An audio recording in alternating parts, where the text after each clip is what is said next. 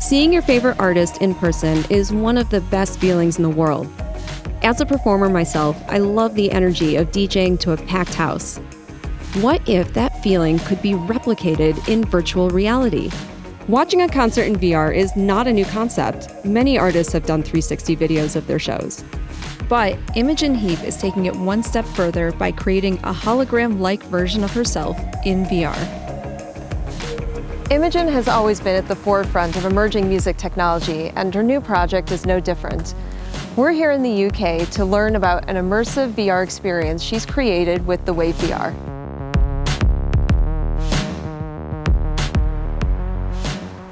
So, welcome to the underground of my studio. It's so cozy. It's nice. It doesn't feel like your normal, can't touch anything studio. Imogen Heap is a Grammy-award-winning musical artist, producer, and audio engineer, known for her boundary-pushing electronic music, both as a solo artist and in groups like Frou Frou. Her interest in technology has led to projects such as her gesture-controlled MiMu gloves and Mycelia, a blockchain project for musicians. Now she's tackling virtual reality.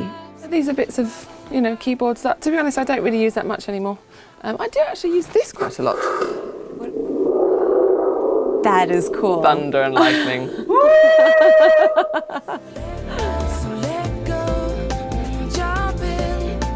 So why did you want to create a VR experience? Well, it was always on the cards eventually in my life. I suppose for me when it really clicked was when I had my first proper immersive VR experience, thanks to TheWaveVR.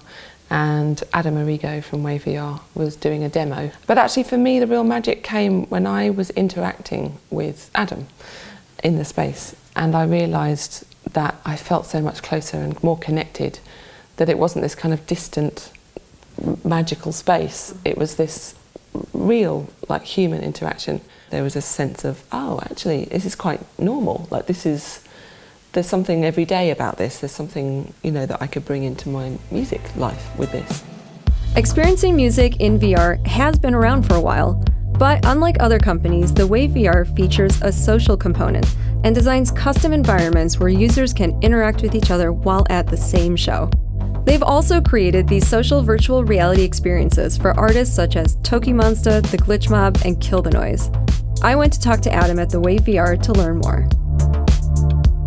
So, why do you think VR is the future of music?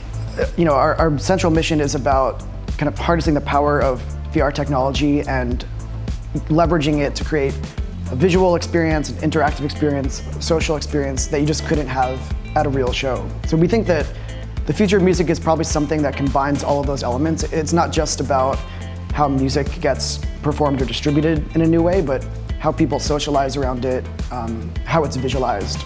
And you mentioned something about the social aspect of it, and I think that's really interesting because I think people find going to a concert to be a very social experience in and of itself. So how does that change in VR? Yeah, one of the cool things about The Wave, we just launched internationally, and when you go in there for these shows, you actually meet people from around the world. One of the cool things about social VR is that it kind of closes the distances between people. One of the shows we did last year was actually for an Iranian artist named Ash Kusha, who was banned from coming to the US due to Trump's travel ban. And we actually let him perform his show for the first time to a US audience who was exposed to this totally different type of art, and both musical and visual. Wow. So yeah, we think cool. It can close borders, and that's what's really exciting. The building that we're about to go in was actually a bomb site. It had tons of old furniture and old paintings and rats and hay. It was mainly a hay barn. Whoa, wait, I was not expecting this. So TheWaveVR has actually shot you in this space before? Yes, this is where we had my 40th birthday bash. There was a middle kind of space divided here where all the cameras were, and the VR guys TheWaveVR had their camera up here, they had a camera up there, they had cameras everywhere, and they were taking data feeds from my gloves, from my keyboard. They were taking, obviously they got the audio, and all the other kind of however else they depth detect. The WaveVR team used the data from Imogen's performance and also recorded her in front of a green screen to create what they call a hologram in VR. This data allows the VR to manipulate Imogen's image and add visuals to the performance you can't get in real life. While she's singing, she might break into 1 million pixels or dissolve into orbs of light.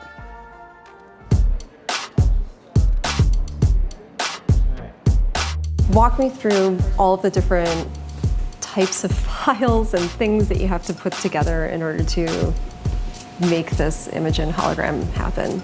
Sure, yeah. We went to Imogen's house in December and recorded 1 terabyte of data, which is on this drive here.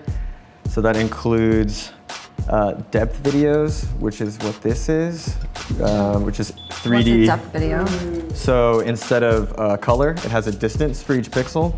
So you can actually get 3D information out of like a Kinect and then sync that up with an actual video camera and overlay a texture on top of the 3D, which is how we pull off the hologram effect. So then once you have the depth information, where do you go from there? So we run all of these depth frames and color frames through the Depth Kit software, and we get this sort of double video where the left side is the color video and the right side, the rainbow, represents the distance from the camera for each pixel. So we can take this information and put it straight into Unity to create the 3D hologram effect. Are there any firsts in either for your company or to your knowledge with VR in general with this particular Imogen Heap project? Yeah, I mean, I know it's the first show, like kind of the VR social experience to host a 3-dimensional hologram. That's one of the things that we were trying to pioneer in the show. And one day we imagine being able to do this live. This hologram is then placed in Imogen's home, which the WaveVR recreated in virtual reality.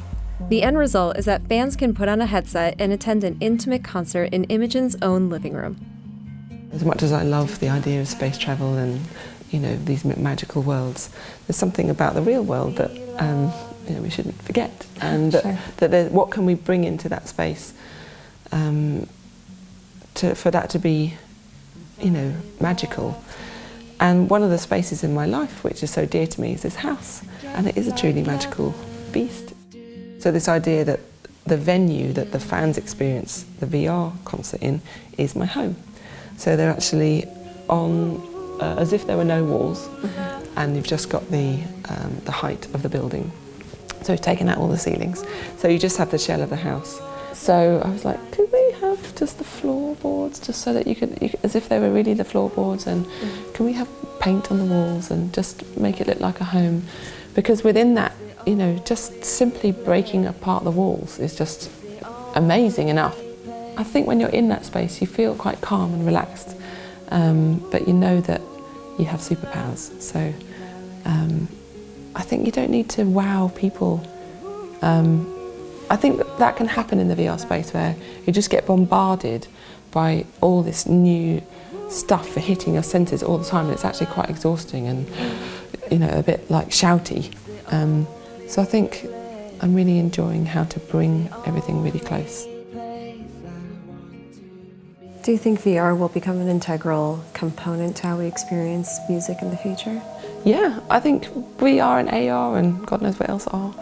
Maybe what it might do is at the moment I feel music has become more of a kind of background, thing goes on most of the time. It's in clubs, it's talking, it's not really experienced. Very few people sit down and listen to music because it's so on tap.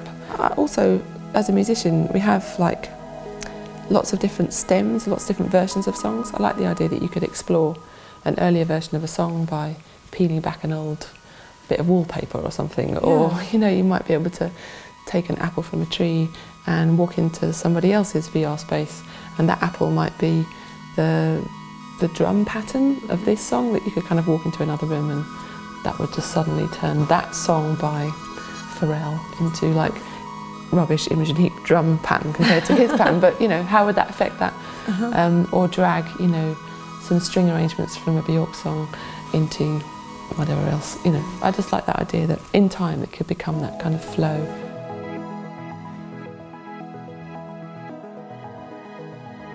This video was presented by Loft, different by design. If you enjoyed this, please subscribe to our YouTube channel.